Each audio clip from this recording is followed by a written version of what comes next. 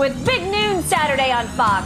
Heisman frontrunner C.J. Stroud leading number 2 Ohio State's offensive assault against Iowa. The Big Noon kickoff crew gets it started live from the Horseshoe, 10 a.m. Eastern, and then it is Iowa, Ohio State on Fox.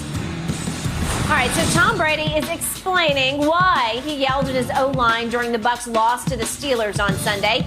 He did this during the Let's Go podcast. Take a listen.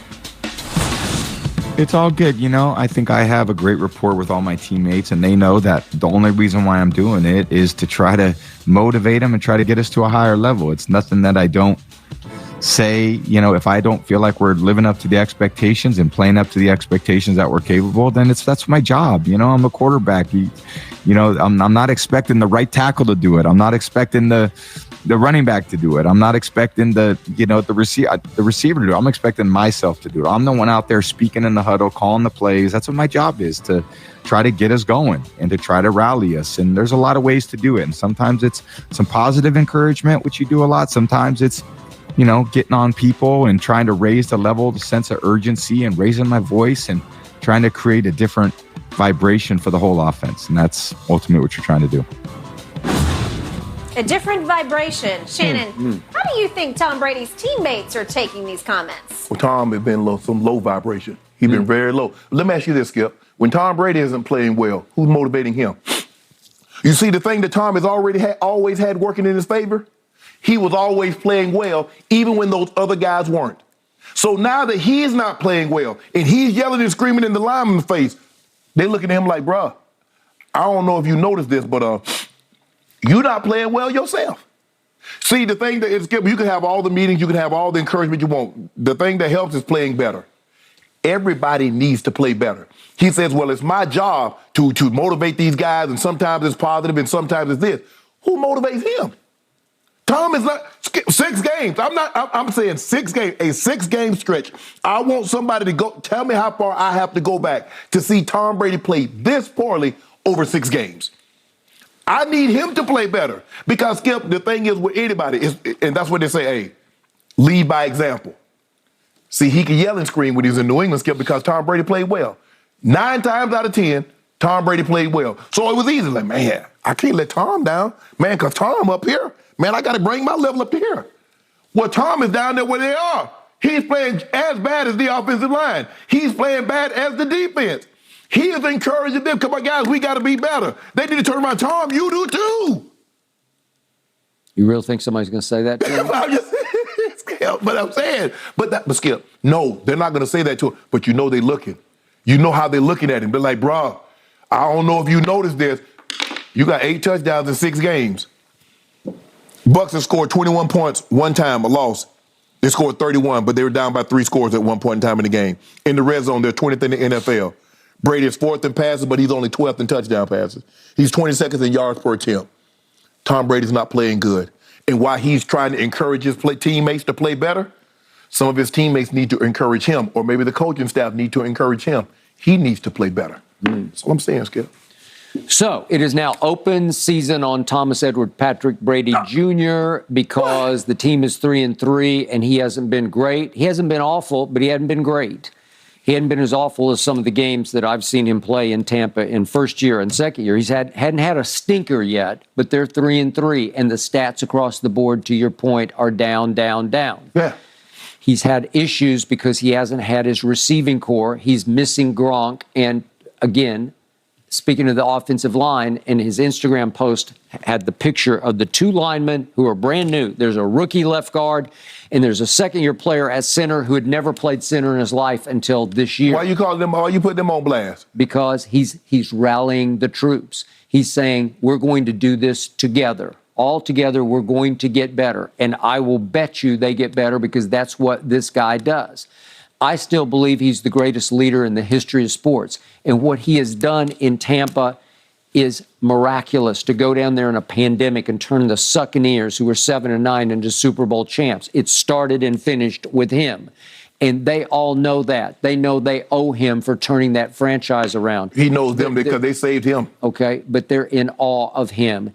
And I think they love him to death. off the field. I think he mostly, when he said it's positive and negative reinforcement, it's mostly positive because I think he's a pleasure to be around as a human being in the locker room. Let me ask you a question. You think he's a pleasure to be around right now? Constantly yelling and screaming at everybody? Is that pleasurable? Why do you think it's different now than it was at New England? So, he made the point in the podcast. I didn't used to get caught on TV saying that because they didn't put it on TV. Now everything's on TV. Guess what? You didn't used to get caught playing this bad over an extended period of time. That's what people are looking at, Skip. Hold on. I got no problem with you correcting me. If you going out there and you being Tom Brady, we're scoring 32 points a game, and you're putting up these numbers, and you're Tom Brady that we're accustomed to seeing, and you correct me because I keep missing block, or I keep jumping outside, or I keep doing things. I got no problem.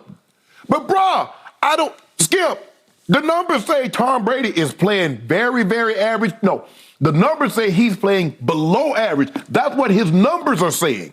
And I'm not talking about in one game. He hadn't had a thing. But look at the game that he played against. The man had 12 points. Tom Brady had 12 points. Tom Brady lost on the road to Pittsburgh. He used to dominate Pittsburgh, who had way better defenses, and with Ben Roethlisberger, and with AB, and with all those Emmanuel said, all those guys. Tom Brady used to go out there and put 30 points on them like it was nothing. He played a team that was inferior to his, and he got 18 points. The point is, Tom Brady, as I've told you from the start, has a split personality. The voice we just heard was, aw shucks, gee whiz, Tom. Oh, it's no big deal. I have great rapport with my teammates. He comes across as almost soft when you're hearing his audio. Yeah. On the field, he goes psycho Tom. He loses it. It's way beyond let's go. He goes crazy. He is F-bombing. And to his point, he was able to, when he's aw shucks, gee whiz, Tom, have the line of, it's a bad day when there are more F-bombs than touchdowns. Well, yeah, that's true. Yeah. So he said, it's not one of my better days. So he's taking... You say he's Jekyll and Hyde. Because when is that GOAT quarterback going to show up this year? Because we hadn't seen him yet. When is the GOAT quarterback? You say he got split personality? I want the one that got the 7 Super Bowls. The one that threw 50 touchdowns with 8 interceptions. I want the guy that won 3 MVPs. I need that guy to show up. Well, how about the guy who just last year was voted by the players the best player in pro football just last year, who was graded by Pro Football Focus number one. Through 6 games. Yeah. Through 6 games. Has he played like the best player in the NFL? Nope, he has not. It's early. No. It's very early. No. Would you believe he got voted number 1 overall last year, and on December the 10th, he got blanked at home 9-0 by his arch rival, the New Orleans Saints? Right. Would you believe that happened? Yeah. Because they know he bounces back like nobody bounces back. So I just warn you, be careful. No, Skip, there's nothing to be careful about. Skip, just because you're a man now, that doesn't mean at some point in time you weren't a child. Just because Tom Brady might come back and he might win an MVP or he might win the Super Bowl, that does not make me forget the 6 games that he's played now. Has he played bad for 6 games? What he does moving forward has nothing to do with what he's doing right now. Can we admit that? Has he had one game as bad as that year 1 game in Tampa on that Sunday night when he lost 38-3 with a QBR of 4? Have you seen one of those games this year? I haven't seen one. Skip, one, we can excuse it. But we've never seen Tom Brady play like this for a 6-week period. Okay, but memory serves, so they're 3-3, and they lost 2 games because of 2-point conversions, right? Right. Okay, so they easily could be 5-1. Okay, and the 2-point conversion would have gave him how many points? You're assuming that if he ain't the 2-point conversion, they're going to get the ball and they're going to win in overtime. See, now you're making another assumption. Just like we're assuming that, Tom Brady is always turning it around when he's played bad. Yeah, but when he turned it around in New England in 2014, how old was he? He wasn't 45. He threw against Kansas City for 369 yards and put up 31 points. Unfortunately, his defense got torched for 41. But what Skip won't tell you that he only had only 4 completions when the score was a 1-score game. None of that happened. Boy, I thought he brought them back and back and Skip, back. They never got within 10. The closest they got was 10 points. That was the closest. I thought he looked like the GOAT in that game. You did? Yep. At 45. Wow, he was the GOAT in that game. But you must be talking about Jamaican. That's the only goal he looked like. They skewered him. He jerked. He had jerk goat. That's what he was. Don't do that, Skip. Okay, Don't do that. There are 11 games remaining on the schedule. I will bet you right now, I'll bet you 10 cases they win 10 of them. Want to bet? No, Skip. Because he's the greatest leader ever, because those words resonate. Those F-bombs they sink right through the ears down into the soul. Skip. It works if I see you playing good. Skip, a leader can't play bad and expect me to go out there and listen to what you say, bruh. Boy, he was pretty good on opening night against my Cowboys. Let me ask you a question. Why couldn't Jay Cutler ever be a leader? Because his play didn't warrant it. I don't know. Your guy picked him, Mike Shannon, and traded up to get him. Skip, you don't know what a guy. I mean, look, you draft a guy, but you don't know.